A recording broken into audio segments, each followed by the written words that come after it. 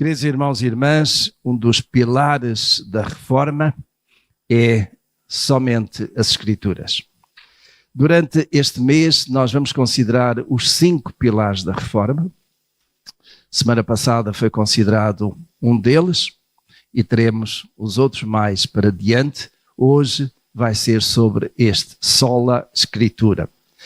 São 2 palavras do latim, e que de certo modo tem muito a ver com o tempo dos reformadores, início do século XVI, mas que curiosamente não surgiu este conjunto de pilares desta forma naquela altura. Isto é, não foi Martinho Lutero, não foi Calvino, não foi Zwinglio e John Knox e alguns outros reformadores que apontaram estes como 5 pilares da Igreja. Isto surgiu mais tarde, já no início do século XX, concretamente em 1917, quando foi celebrado os 400 anos da Reforma Protestante. E foi um dos teólogos de nome Emil Brunner, que juntamente com outro teólogo, cujo nome não é tão conhecido, acabaram por fazer a síntese daquilo que eram as doutrinas principais oriundas dos reformadores. E então, nessa altura aí, apareceram os 5 sós. Só a graça, só a Escritura, só a fé, só Cristo e somente a Deus toda a glória. Hoje vamos focar a nossa atenção neste somente a Escritura. E somente a Escritura surgiu muito da parte de um grande reformador que é, ou que foi, aliás, Martinho Lutero. Martinho Lutero, conforme nós temos alguma informação, eu digo nós, de um modo geral, uns mais do que outros, mas Martinho Lutero era um monge, era um sacerdote da Igreja Católica na Alemanha. E ele, de facto, professou e praticou e fez tudo aquilo que era segundo os rituais da Igreja Católica que ele tinha recebido e que tinha, de certo modo, prometido a sua fidelidade. Mas chegou um ponto em que Martinho Lutero começou a achar que havia todo um conjunto de doutrinas que não fazia sentido, e particularmente quando ele se confrontou com a Bíblia. Quando acabou por encontrar a Bíblia lá num cantinho da biblioteca e começou a ler a Bíblia. Nessa altura a Bíblia estava na tradução para o latim. A Bíblia não foi escrita em latim, não foi escrita em português. Foi escrita em grande parte em 2 línguas. Hebraico, todo o Antigo Testamento, e em grego, quase todo o Novo Testamento. E eu digo quase todo porque apenas um dos livros do Novo Testamento não foi escrito em grego, concretamente o Evangelho segundo Mateus, que foi escrito em aramaico, que era, na altura dos dias de Jesus, um dialeto do hebraico antigo. Mas os 66 livros que compõem os testamentos, Novo e Antigo, estavam já ali, traduzidos para a chamada Vulgata, para o latim. Martinho Lutero acaba por chegar exatamente a esse documento, a essa biblioteca, porque Bíblia é isso que significa biblioteca, começa a ler e chega à conclusão de que tudo aquilo que ele tinha aprendido, aquilo que eram os fundamentos principais da sua fé e da sua pregação, tinham que ser revistos, tinham que ser alterados. E ele acaba por considerar que um dos pontos fundamentais é somente a Escritura. Somente a Escritura. E quando ele considera somente a Escritura, naturalmente que ele acaba por já ter posto em causa vários outros aspectos que para a Igreja Católica eram determinantes. A Igreja Católica, desde bastante cedo, acabou por se firmar em 3 grandes pilares. As Escrituras, a tradição e o magistério da Igreja. Para a Igreja Católica, durante centenas de anos, aquilo que realmente veio a tomar cada vez maior peso foi a tradição, não apenas, ou não tanto a tradição apostólica, mas a tradição que vinha seguindo daí, e depois o magistério da Igreja. E por magistério da Igreja estava incluído aquilo que ao longo dos anos, ao longo dos séculos, os vários concílios foram determinando. Permitam-me só um parênteses. esta semana foi dado início a um novo concílio a Roma, que, pela informação que temos, se vai prolongar até ao próximo ano. E é quando os sacerdotes, particularmente a hierarquia da Igreja Católica, cardeais de todo o mundo, se juntam para dialogar, para conversar e para tomar decisões relevantes. Isso irá acontecer lá mais para o final de todo este percurso daqui a um ano. Mas outros concílios se têm reunido, muitos deles levando meses, levando anos, e chegam ao fim e tomam decisões. Um deles que eu gostaria de deixar aqui de novo não, porque ainda não falei sobre ele, mas que gostaria de deixar aqui bem presente com os irmãos, é o chamado Concílio de Trento. E o Concílio de Trento surge exatamente como oposição, como concílio da chamada Contra-Reforma, porque a Reforma Protestante fez como que uma revolução radical naquilo que eram as doutrinas capitais da Igreja Católica Romana dominante. Quando Martinho Lutero chegou a esta conclusão de que só a Escritura, isso significou para ele que nem a tradição apostólica, que não estava registado na Escritura, era relevante, ou era determinante, ou tinha maior valor do que a Escritura, nem, e muito menos, o magistério da Igreja. E dentro do magistério da Igreja, meus irmãos, permitam-me que lembre aqui a quem sabia e quem não sabe fica a saber que dentro desse magistério da Igreja está incluída a chamada doutrina, ou melhor, dogma, da infalibilidade papal. Isto é, quando o Papa assume à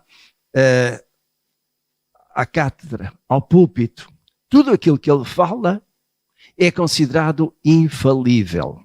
Porque é o Papa Santo, porque é aquele que sabe todas as coisas, aquele que tem um acesso direto da parte de Deus.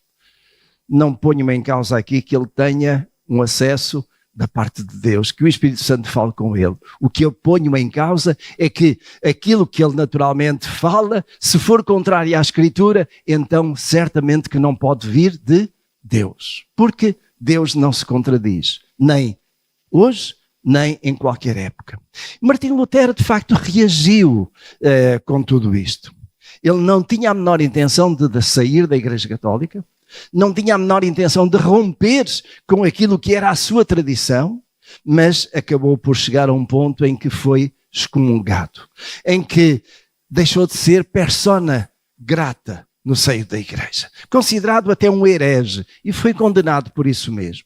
E a partir daí Martinho Lutero junta os seus seguidores e segue um outro caminho que veio a dar origem à Igreja Luterana na Alemanha, mas também em outros lugares, sobretudo nos países nórdicos da Europa. Martinho Lutero assentou muito nesta ideia de que somente a Escritura. E somente a Escritura porquê? Porque a Escritura tem uma importância determinante, uma importância extrema. Eu gostaria de convidar os irmãos a abrirem na carta do apóstolo Paulo, na segunda carta do apóstolo Paulo a Timóteo, no capítulo 3, versículos 16 e 17.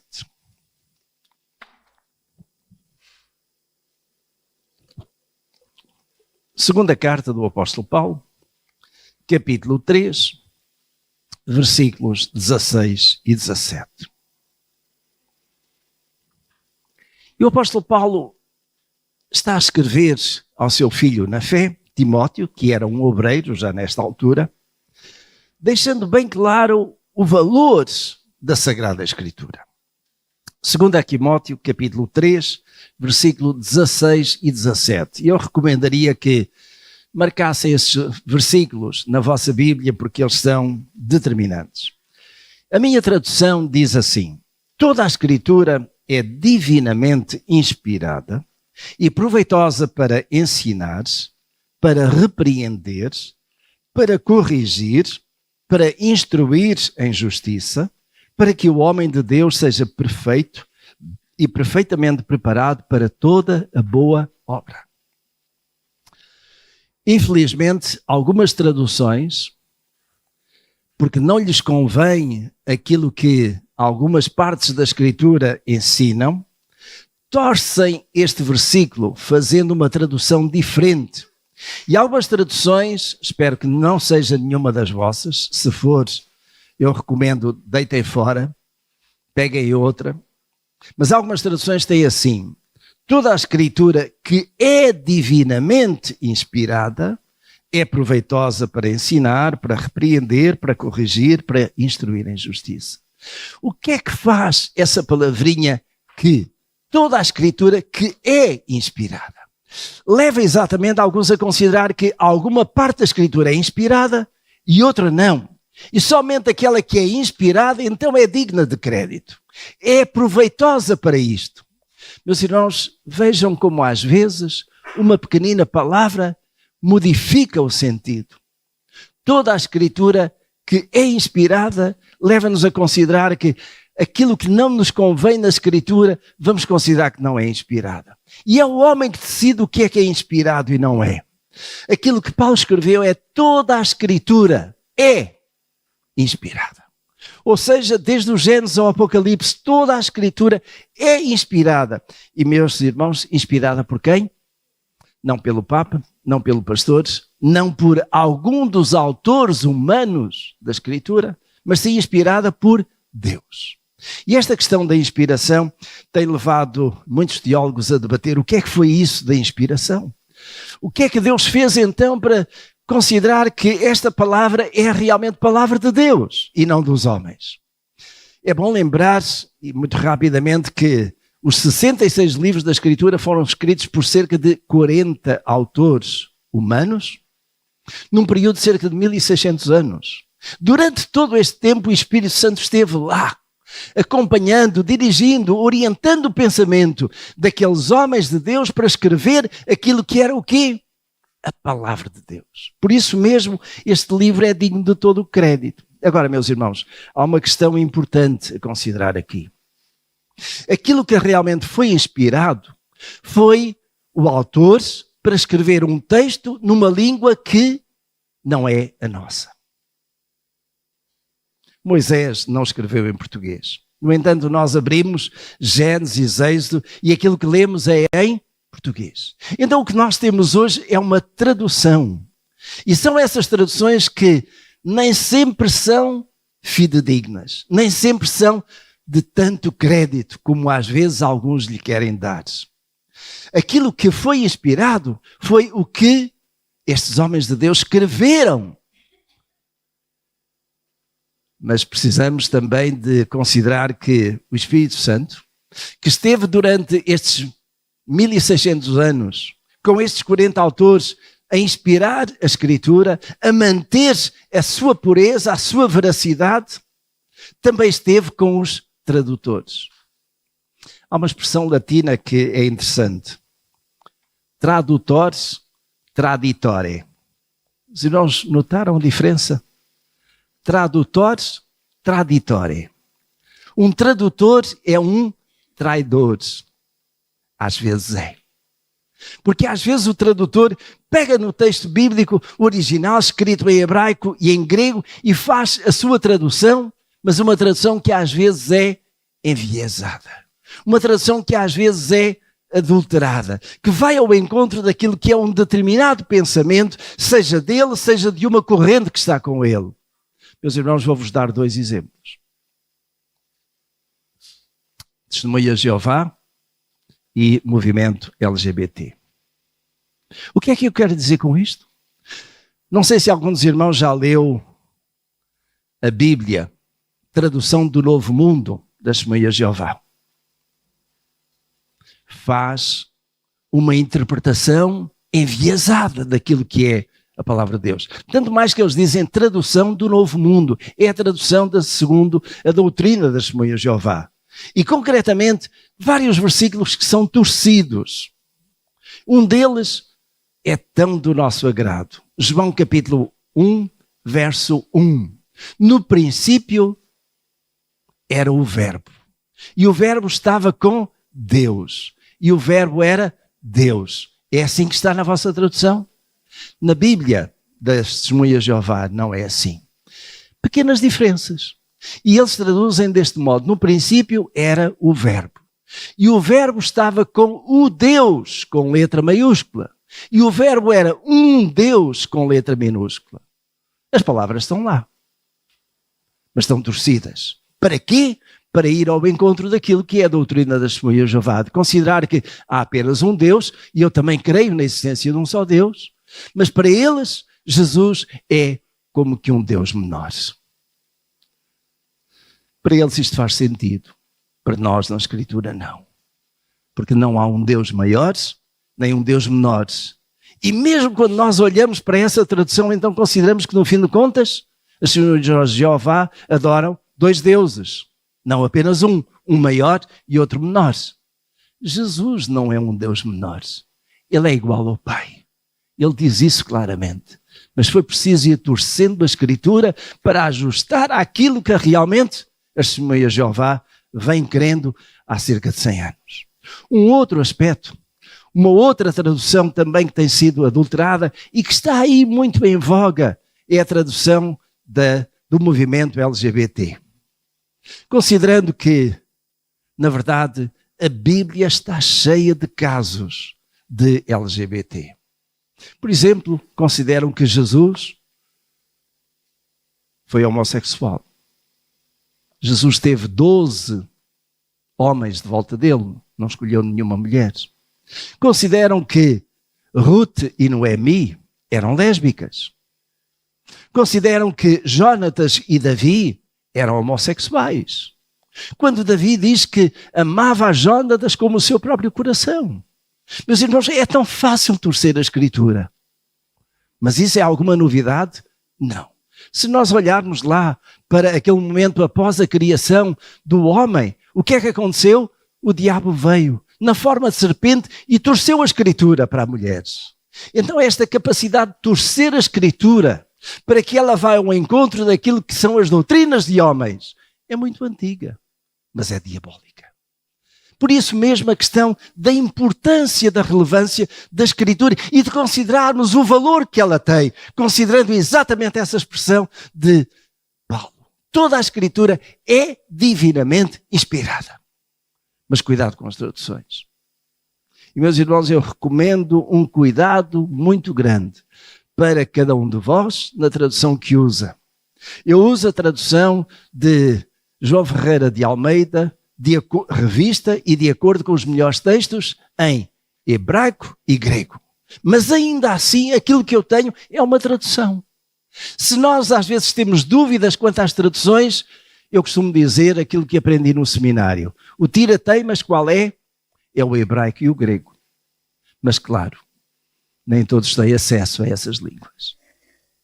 E aí ficam um bocadinho mais dependentes de quem conhece alguma coisa de hebraico e grego. Quando eu tenho dúvidas, meus irmãos, eu vou à Bíblia em hebraico, vou à Bíblia em grego, não que eu saiba grande coisa de hebraico, de grego sei alguma coisa. Para quê? Para que as dúvidas sejam dissipadas.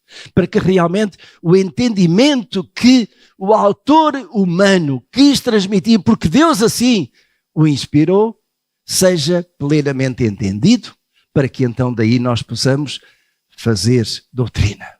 Para que daí nós possamos entender qual é o significado da Escritura. Porque toda a Escritura é divinamente inspirada. Ou seja, Deus falou aos homens. Em alguns aspectos nós encontramos, sobretudo nos livros proféticos, encontramos isto. E disse Deus. Uma palavra de que não pode haver dúvidas que foi mesmo Deus que disse. O profeta, aquilo que está é escrever aquilo que Deus lhe disse. Tem outras passagens em que foi a visão, foi o sonho que o homem de Deus teve e por isso mesmo ele está a procurar comunicar-se daquilo que falou ao povo, que Deus lhe tinha dito, daquilo que foi a orientação de Deus. Quando, por exemplo, nós chegamos ao livro de Apocalipse, um dos grandes livros de paixão de muitos de nós, e meu certamente, o que é que nós encontramos lá? Aquilo foi a visão, melhor dizendo, 4 visões de João, acerca de quê? Das coisas que iriam acontecer.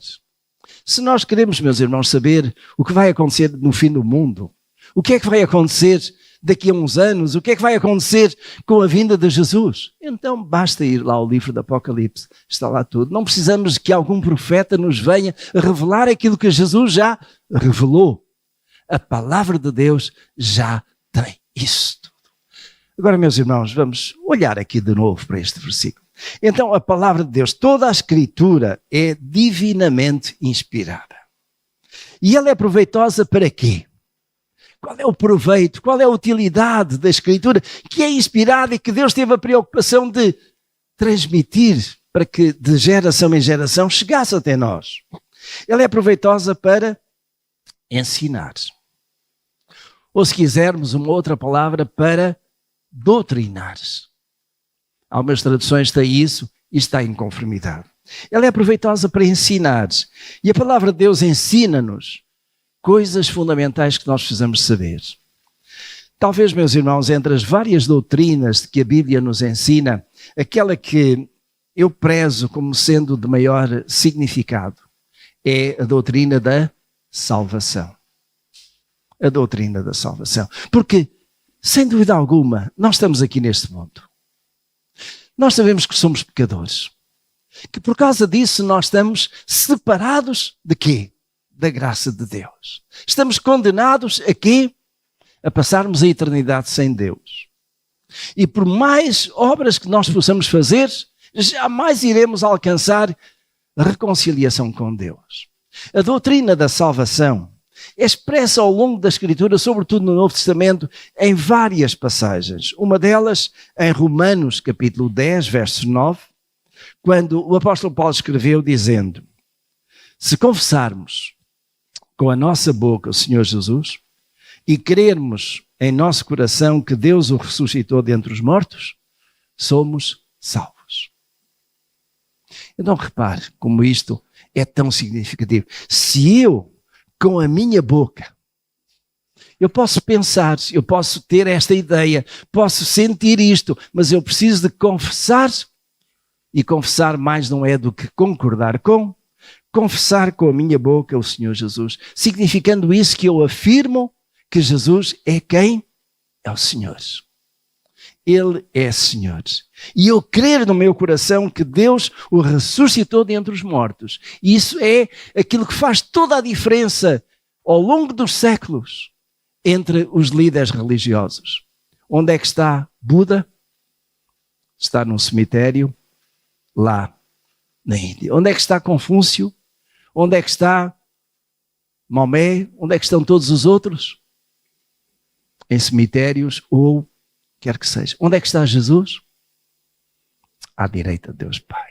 Porque Ele ressuscitou. Ele ressuscitou.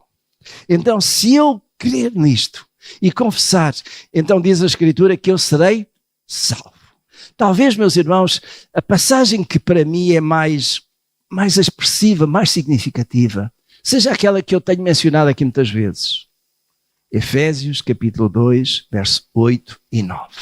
Porque essa também foi a passagem preferida de Martinho Lutero e de alguns outros reformadores. E aquilo que diz lá é: pela graça sois salvos.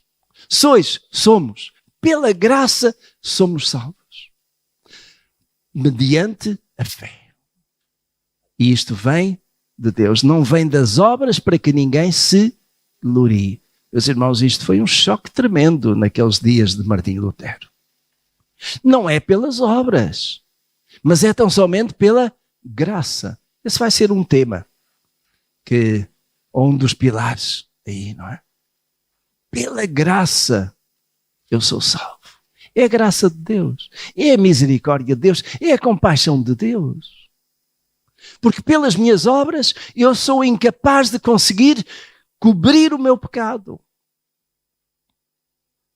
A Igreja Católica durante anos, por causa da necessidade de construções megalómanas, desenvolveu a ideia das indulgências. E indulgência mais não era do que um indulto reduzindo a pena de condenação lá no purgatório. Quem contribuísse, quem desse uma determinada soma, seria indultado em dezenas, centenas de anos no purgatório. E até se desse uma quantia muito elevada, até poderia sair do purgatório e ir logo diretamente para o céu. Isso é aquilo que os homens disseram, aquilo que o Papa dizia. É aquilo que a Escritura diz? Não. Aquilo que diz é que, pela graça, eu sou salvo.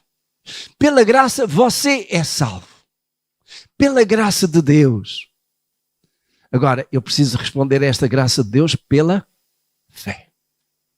E eu respondo a esta graça de Deus pela fé, aceitando quem Deus é e aquilo que Ele fez. Aquilo que Ele já preparou para a minha salvação. E isso que Deus preparou para a minha salvação foi aquilo que aconteceu há 2000 anos na cruz do Calvário. Então, aquele sacrifício de Jesus, feito uma vez, foi todo o suficiente para que eu pudesse ter o quê? Várias coisas. Uma delas, perdão dos meus pecados. Jesus levou os meus pecados. Segundo, pudesse ter reconciliação com Deus. Pudesse ter este acesso a Deus. Terceiro, pudesse vir a ter o quê? Vida eterna com Deus. Pela graça sois salvos mediante a fé. Isto é dom de Deus, não vem das obras. Então significa que não são as minhas obras que me levam à salvação? É exatamente isso. Então isso significa também, por outro lado, que eu não preciso fazer boas obras, porque já estou salvo? Não. Significa que as minhas obras não são necessárias para a salvação, mas elas acabam por ser necessárias para quê? Para eu demonstrar o quê? Que estou salvo. Tiago, de uma forma muito clara, colocou isto. Dizes tu, então, que não é preciso obras? Não, é preciso obras. Porque as obras são a demonstração daquilo que é a nossa fé. Paulo e Tiago nunca estiveram em desacordo neste aspecto doutrinário. Mas a salvação é pela graça de Deus. Mas porque eu estou salvo, então é natural que eu faça o quê? Boas obras. E meus irmãos, isso leva-nos exatamente ao ponto seguinte desta afirmação que o apóstolo Paulo faz. Lembram-se o que ele escreveu? Toda a Escritura é divinamente inspirada. E proveitosa para quê? Para ensinar. Mas não é só para isso. O que é que ele diz mais? Vejam lá. Para repreender, para corrigir, para instruir.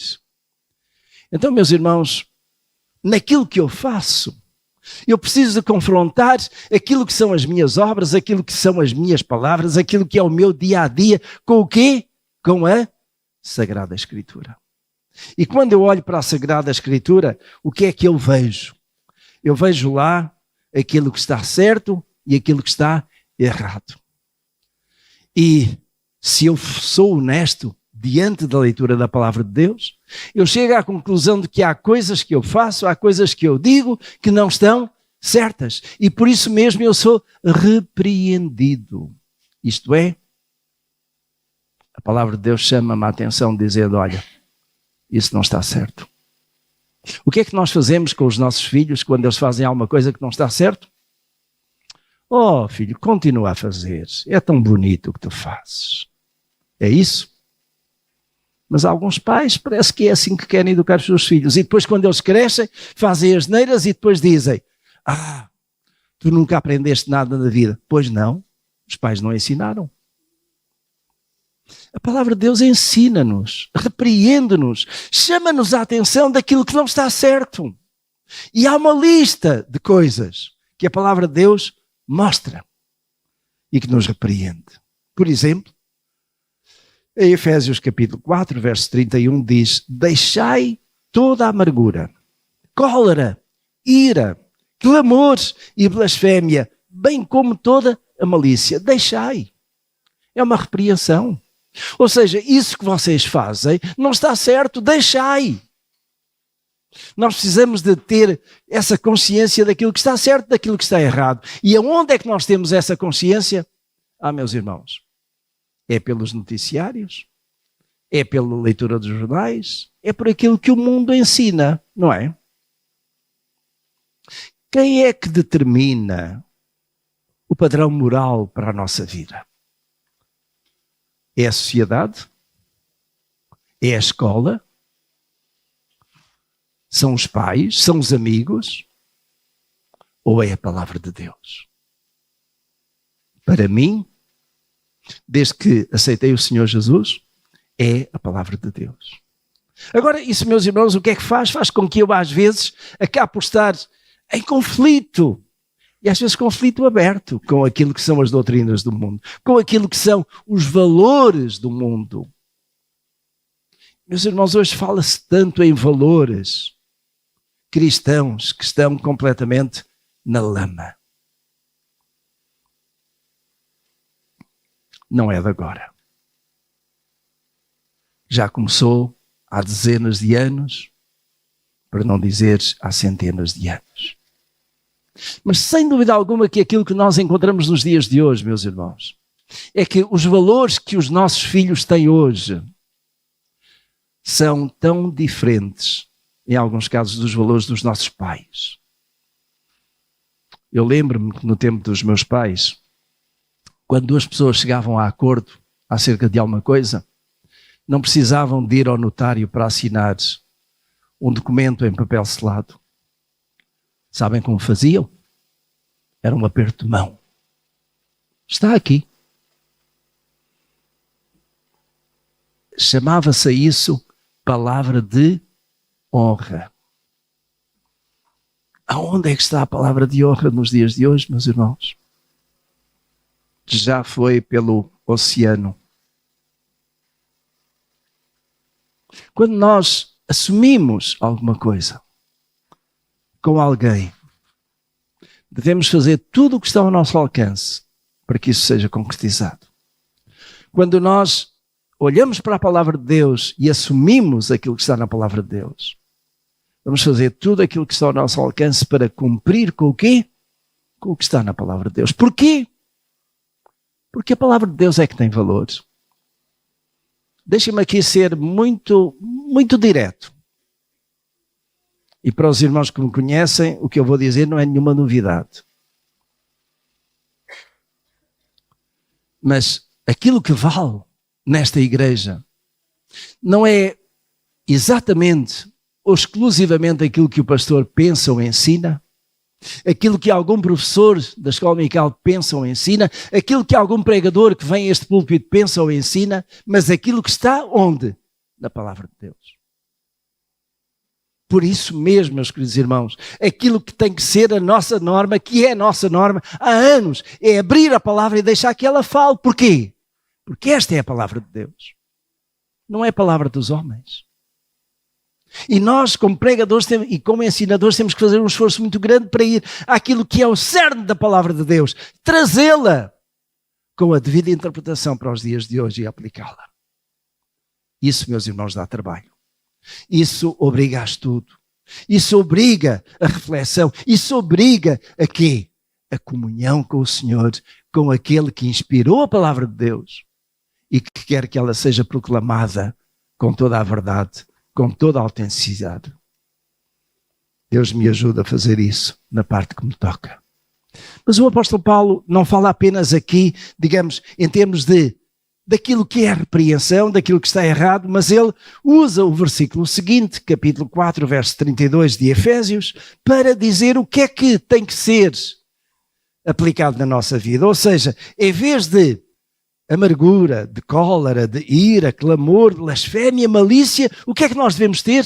Isso está lá em Efésios capítulo 4, verso 31. No verso 32 de capítulo 4 de Efésios, o que é que ele diz? Sejais bondosos e compassivos, perdoando-vos uns aos outros, como Deus vos perdoou em Cristo. Então, a palavra de Deus não apenas nos repreende daquilo que está errado, como também nos corrige, mostrando aquilo que está certo. E por isso mesmo a palavra de Deus é proveitosa para mexer com a nossa vida, para transformar aquilo que nós dizemos e aquilo que nós fazemos. E vejam, meus irmãos, depois, qual é a finalidade de tudo isto? E eu estou quase a terminar em parte. Mas no verso 4, aliás, no verso 17 de 2 Timóteo, aquela passagem que nos está a acompanhar desde o início, ele diz, para que o homem de Deus seja perfeito e perfeitamente preparado ou instruído ou habilitado para toda a boa obra. Qual é o objetivo de Deus na nossa vida? Que nós sejamos perfeitos. Se os irmãos estão lembrados daquilo que nós consideramos nas minhas pregações em setembro, para onde é que eu estava a orientar todo o texto? Para isso mesmo. Por um lado, perfeição, santidade, mas para quê? Para que nós possamos fazer a obra de Deus. Estarmos perfeitamente preparados, habilitados para fazer a obra de Deus. Você e eu temos esta responsabilidade, mas ao mesmo tempo esta alegria de podermos ser usados por Deus para fazer a sua obra. Como eu dou graças a Deus pelos jovens da nossa igreja. Os irmãos dão graças a Deus pelos jovens da nossa igreja. Nós vamos vê-los com certeza cada um destes domingos, mas, meus irmãos, o mês de outubro passa. Mas os nossos jovens vão continuar aí e nós queremos continuar a vê-los ativos. Mas não apenas os jovens, todos os demais que estejam perfeitamente habilitados para fazer o quê?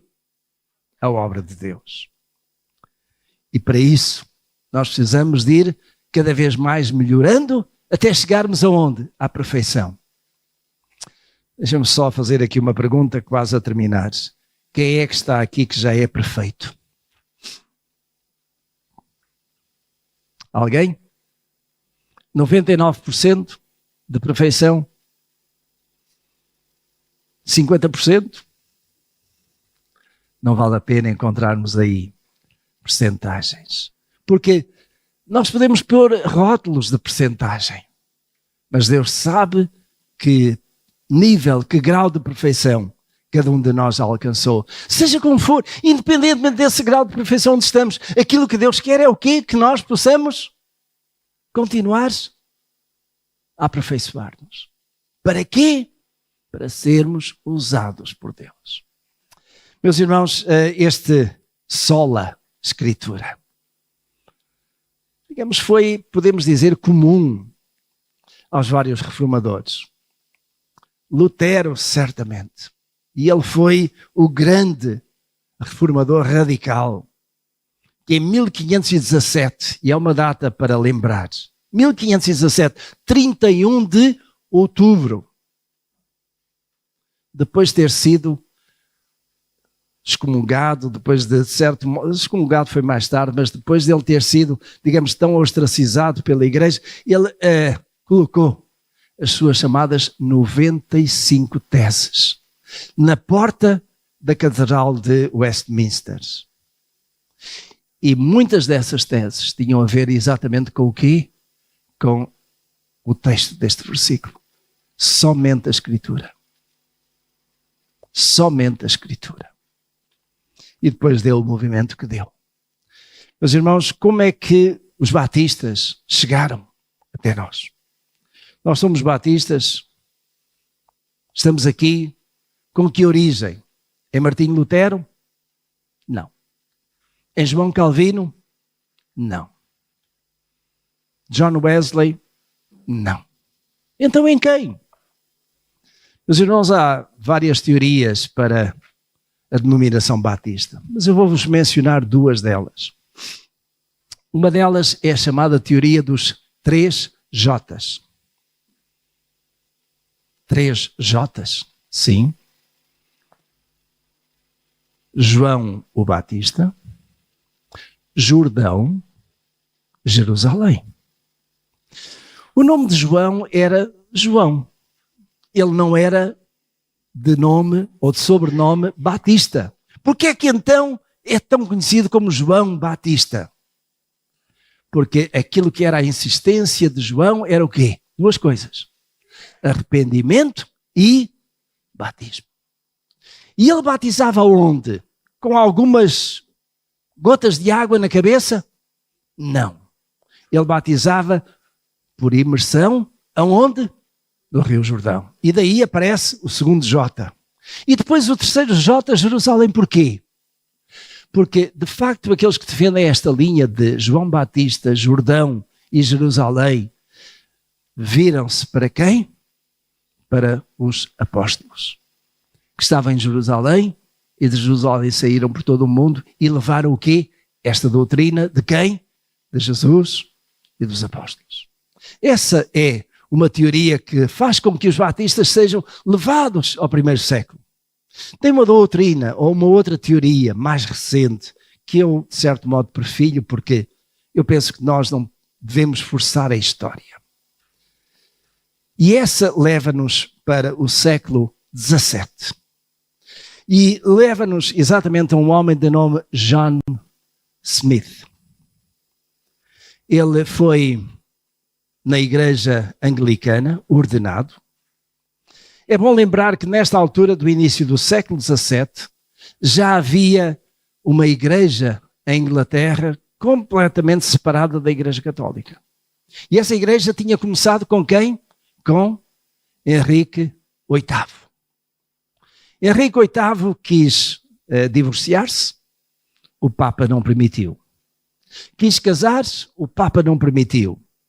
E ele disse, olha, o Papa que fica em Roma, quem manda em Inglaterra sou eu. E a partir daí, Henrique VIII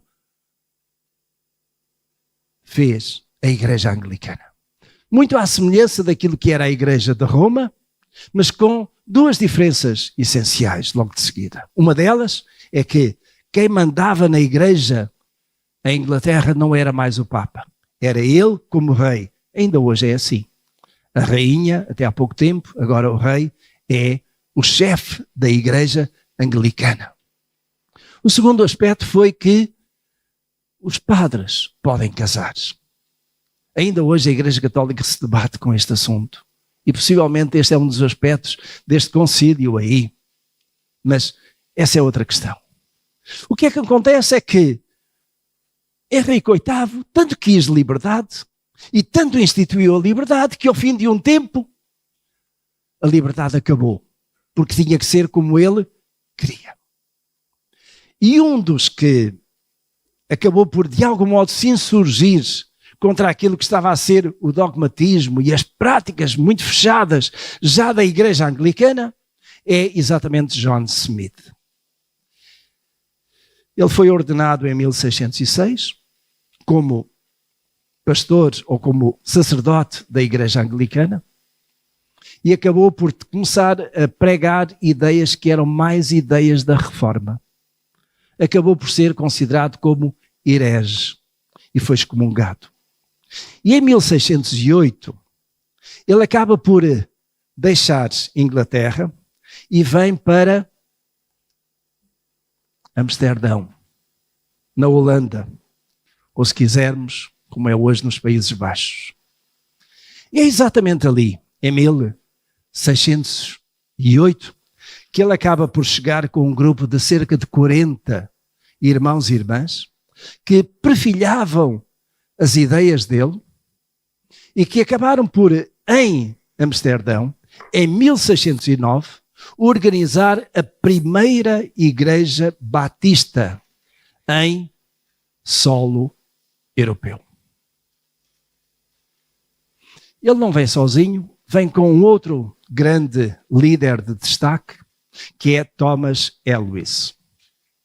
Thomas Helwys era um advogado proeminente, um homem de dinheiro que financiou aquelas viagens, tudo aquilo, mas que a breve trecho acaba por se distanciar de John Smith. Porque de facto John Smith acaba por, de algum modo, começar a ter algumas posições doutrinárias que não eram muito corretas. Já agora, a referir que John Smith chega a Amsterdão e ele entende que o batismo infantil não era válido. Que aquilo que devia ser era o batismo de pessoas crescidas, jovens ou adultos, e batizar então as pessoas com base na sua fé. Só que John Smith ainda estava influenciado pela Igreja Anglicana e esta, por sua vez, pela Igreja Católica. E o que é que John Smith faz em termos de batismo? Ele batiza-se a si mesmo e batiza-se a si mesmo com o quê? Com algumas gotas de água na cabeça, bem ao modo da Igreja Católica. Rejeita o batismo infantil, mas continua a proclamar o batismo pela expressão. Mais tarde, o movimento acaba por chegar à conclusão de que batismo por expressão não é o batismo bíblico. E começam então a batizar por imersão. Levou algum tempo, mas a Igreja Batista então começa a ter desenvolvimento. Pouco tempo depois, há o rompimento entre John Smith e Thomas Elwes. Thomas Elwes volta à Inglaterra com um grupo e lá os irmãos têm no boletim que vos vai ser distribuído, ou foi, lá em 1612, em Inglaterra, é organizada a primeira Igreja Batista em Inglaterra. E depois daí vai se espalhar por toda a Inglaterra, chega aos Estados Unidos e em 1634 é fundada nos Estados Unidos a primeira Igreja Batista nos Estados Unidos. Bom, e Brasil? E Portugal? Em 1888, na cidade de São Salvador, que alguns dizem, é a minha terra, Bahia, não é? Estado da Bahia, foi organizada a primeira Igreja Batista em solo brasileiro. E em Portugal, precisamos de esperar algum tempo mais para chegar a 1908, quando aqui na cidade do Porto é organizada a primeira Igreja Batista. Já tinha havido alguns movimentos, particularmente de Joseph Jones, que em 1888 foi a Inglaterra, a Londres, e foi batizado lá por um grande pregador. Veio e ele começou a pregar a doutrina batista. E os batistas surgiram daí. Meus irmãos, com mais de 100 anos. A nossa igreja fez 100 anos. Digamos, podemos dizer, é recente, mas a denominação batista moderna, podemos dizer, já tem 400 anos. Começou em 1609, em Amsterdão. Os meus irmãos, os batistas não se resumem apenas à doutrina. Têm sido arautos, têm sido fortemente ensinadores de quê? Eu apresentarei dois grandes distintivos da denominação batista. O grupo de louvor pode entrar. Mas os dois grandes distintivos são escola bíblica dominical, ensino da palavra e também evangelização e missões. Evangelização e missões. E os batistas têm levado esta mensagem por todo o mundo. E, meus irmãos, a nossa igreja precisa também de dar esta ênfase à evangelização e missões. Como alguns dizem, e eu concordo inteiramente, sairmos das quatro paredes e chegarmos com a palavra de Deus, palavra que é inspirada por Deus. Há aqueles que estão à nossa volta, há aqueles que ainda não ouviram falar de Jesus, mas há aqueles que precisam da salvação que somente Jesus pode dar. A minha oração é que a nossa igreja faça isso mesmo.